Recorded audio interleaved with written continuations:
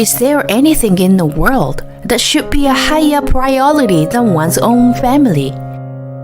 Listen to the story of one man who puts his own convenience and feelings first and ended up in a pitiful way. My name is Leah.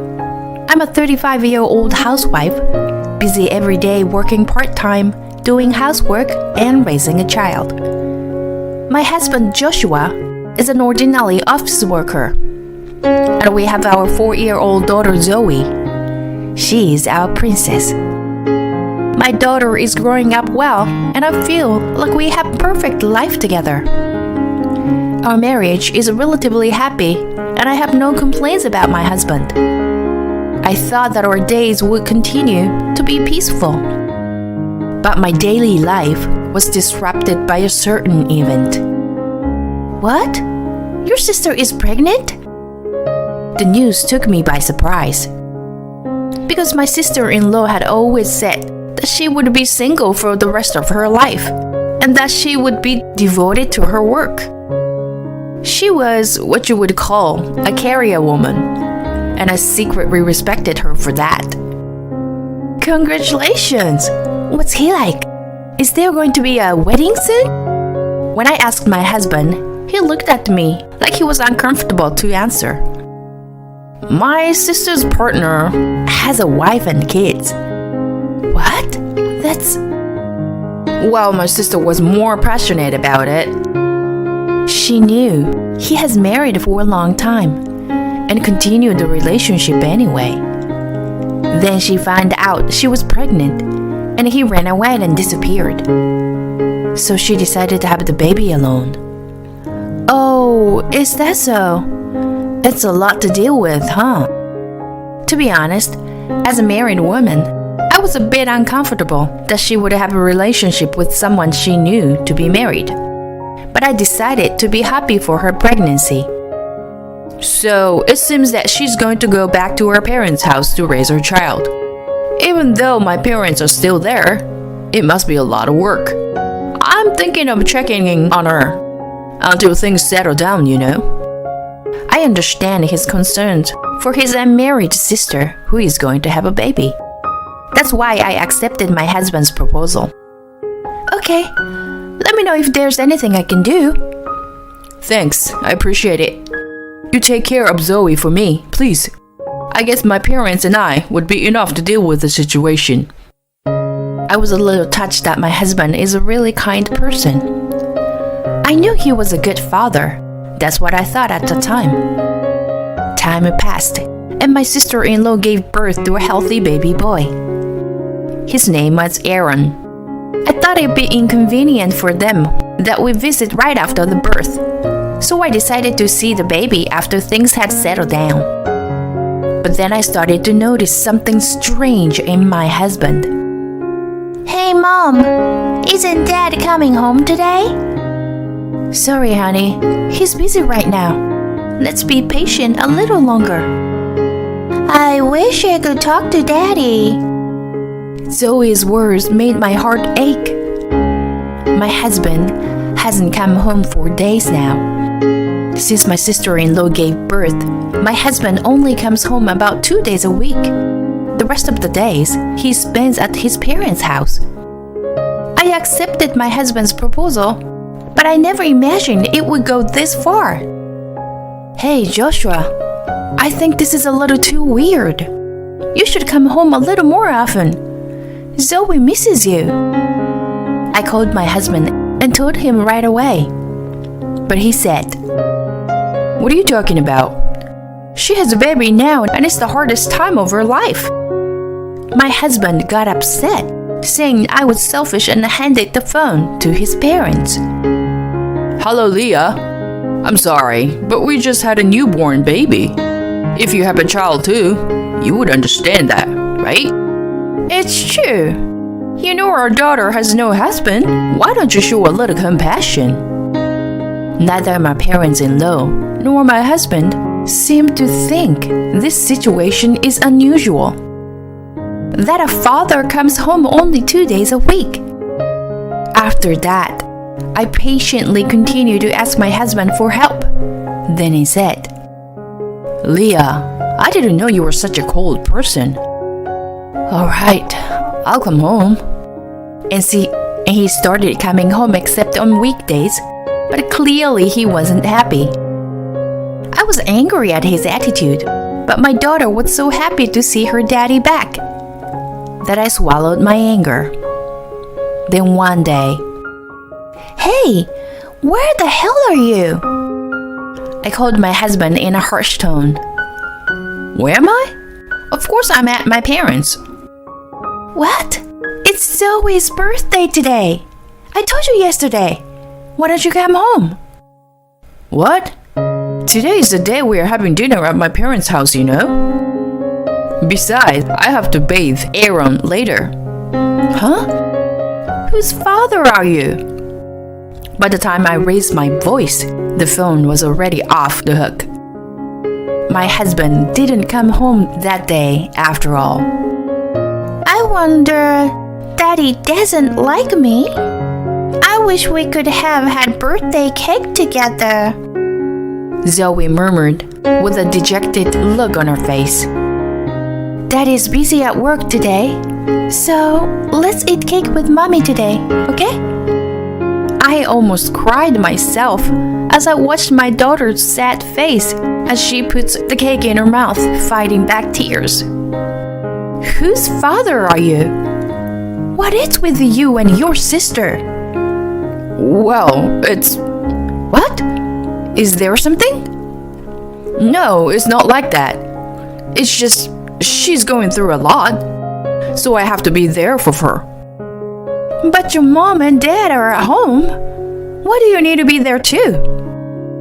When I asked him about it, he just looked at me like I was the bad guy.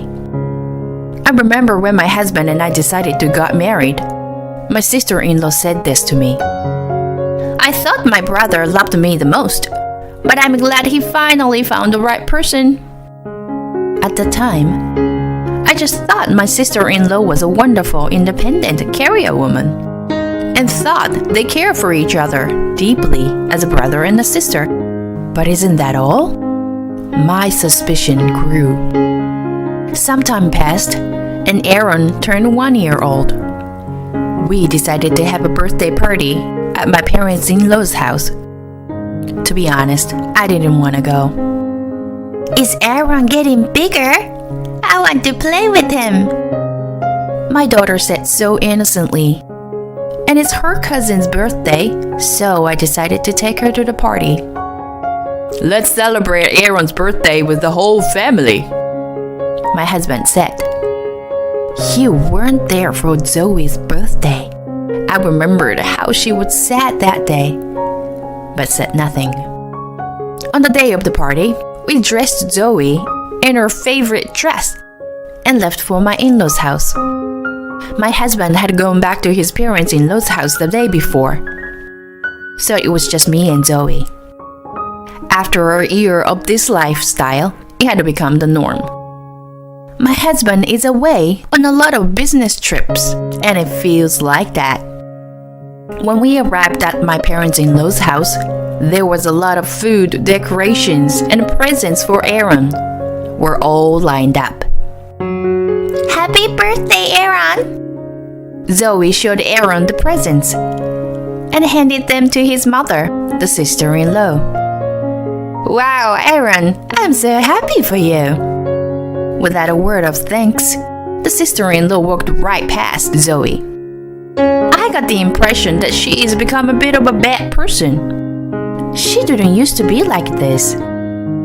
My daughter seemed a little hurt by her attitude, and I had a sore look on her face. At this point, I was in the mood to go home.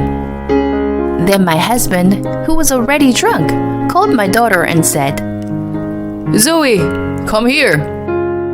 Zoe felt happy to be called by her father and ran to him smiling.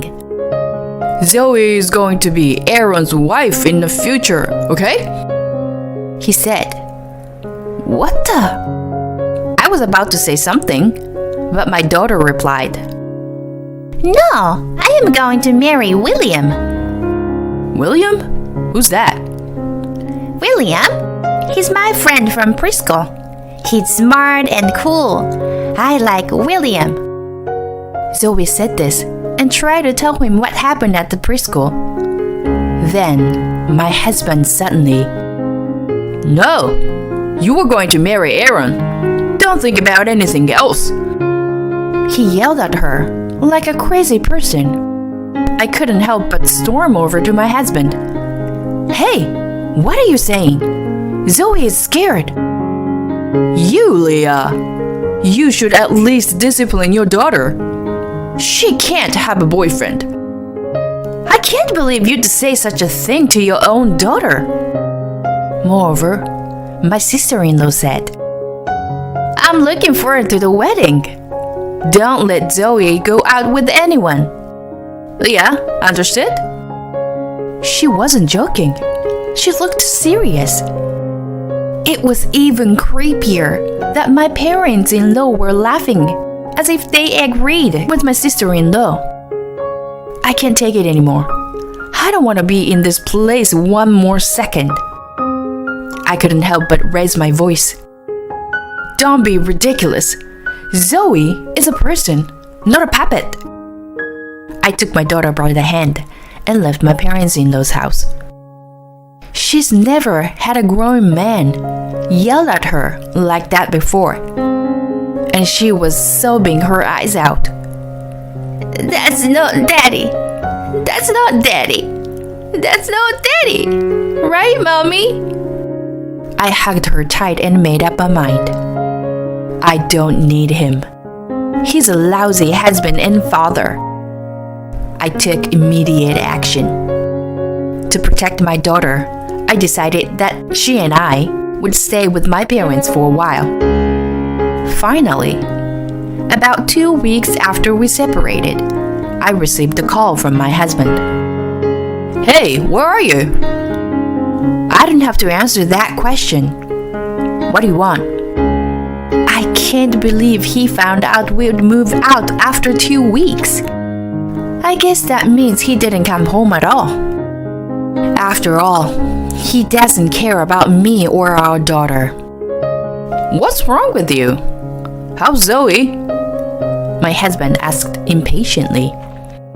I don't have to answer that question either. Bye. With that, I hang up the phone. I wanted to avoid any contact between Zoe and my husband for a while, so I didn't tell him where we were. But then, he started contacting me every day. "Come on, Leah. Tell me where you are. I need to see Zoe. We are family. Being separate from each other is not right." And when I wouldn't tell him where we were, he finally exploded in anger. "Don't turn Zoe around for your reasons. Who are you to tell me what to do?" He was so selfish that I got angry and yelled at him over the phone. "If you were going to talk like that, you might as well come here. I'll give you the facts." When I told my husband that I was staying at my parents' house, he visited me right away that weekend. When Zoe saw my husband, she quickly hid behind me. He was shocked by her reaction. "Zoe, hey, it's Daddy. What's wrong?" "I don't like you. You scare me. I want Mommy. Mommy only." She grabbed my clothes and wouldn't let go. Deciding it was too dangerous to continue, I took my husband outside. "Zoe, why?" He's holding his head in his hands. "You see, it's not me who's rejecting you. It's Zoe. Of course she rejects you. After you yelled at her like that. No wonder she hates you. A father who never comes home and puts his nephew before her." "But I did it for my sister's sake." "Whose father are you? What is your sister to you?" My husband is silent. I asked my parents to take care of my daughter for now and decided to go to a nearby coffee shop to talk with my husband about the future. As soon as I got to the table, I presented the divorce papers to my husband. He looked at me with a stunned expression on his face. Please, divorce me. I want to get away from you, and so does Zoe. I only wanted to do it for my sister. I thought you and Zoe would understand. I don't understand what he's saying anymore. Why do we have to go along with your selfishness? I came down hard on my husband, demanding to know what he had been doing and saying. I could have laughed it off if you had joked about Zoe becoming Aaron's wife, but you yelled at her and never apologized. Do you have any idea how much it hurt Zoe and how much she cried? You are always talking about yourself. I ask you again, what does your sister mean to you? She doesn't seem like just a sister to me. Then, my husband began to whisper the truth. My husband and his sister were really close. They traveled together to hot springs and overseas, sent each other presents to each other's birthdays, and they always shared a room together at home. When my sister-in-law found out that my husband and I were getting married, she told me that she thought my brother loved her the most. I knew it was to be expected, but they were siblings with an unusual and extraordinary emotional connection. I don't have a relationship with her, but I love her. I love her as a person, and I love her as a sister. So when I found out that she was going to have a baby without being married, I wanted to help her. Having Aaron and Zoe get married was my husband and sister-in-law's idea. If we can be together, then let our children get married. How horrifying. The reason behind the husband neglecting his wife and daughter. I see the whole picture now. Do you think I'm going to let you get away with it? I will never forgive you for your cruelty to Zoe. And how dare you can say family should be together? My husband kept his head down and said in a quiet voice, My sister is moving out soon. She's getting married. Huh? So you were just going to get lonely and try to make us a family again? That's not going to happen. My husband's immediate response was to hang on to me. Please, I'll be a good father from now on. I'll be a good husband. Please, Leah. He bowed his head. Give me a break. I don't trust you anymore. Zoe feels the same way. We don't trust your parents and your sister too.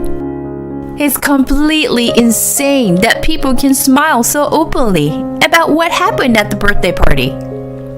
Since then, Zoe has never been able to speak well to any adults outside of me and my parents. She just wanted to celebrate her cousin's birthday. You destroyed her innocent soul. I won't let you do it anymore, and I will never forgive you. I want a divorce. I'll get custody. I can't leave my daughter with you. What do you say? I've just completely cut off my husband's lifeline. Goodbye, I said coldly. I will do everything I can for my daughter. Always have and always will.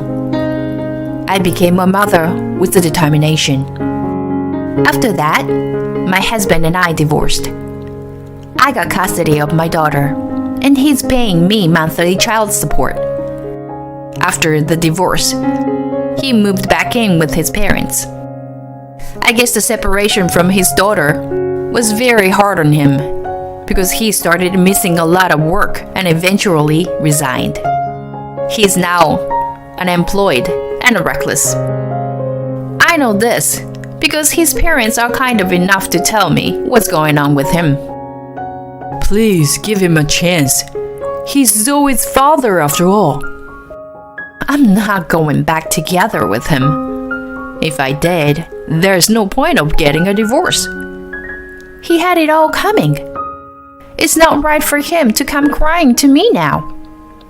There must be another reason why my husband is in such a miserable state, and it's just not the divorce. My sister-in-law, with whom he has an unusual relationship, has moved out. By the way, my sister-in-law is married to the father of Aaron, the man she had an unfaithful relationship.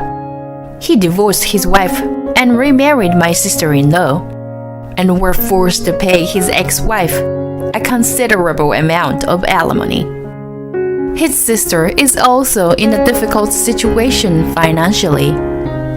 Well, if she wanted to marry him, even if she had to pay the price, I guess that's fine. But I hear that their marriage is quickly deteriorating due to their financial difficulties. Money's tight, and the typical ending is near. As for me, I quit my part-time job after the divorce and got a full-time job. I'm raising my daughter with the help of my parents. Just knowing that my daughter is happy and enjoying her life makes me, her mother, happy. I'm glad I had her, and I'm grateful to my ex-husband for giving me this child. On my birthday, Zoe baked a cake with my mother and wrote me a letter. Thank you for everything, Mom. You make me so proud of you. I love you. My daughter hugs me. Thank you. I love you too, Zoe. I would do anything for her. I would overcome anything. A mother cannot rest to protect her daughter's smile.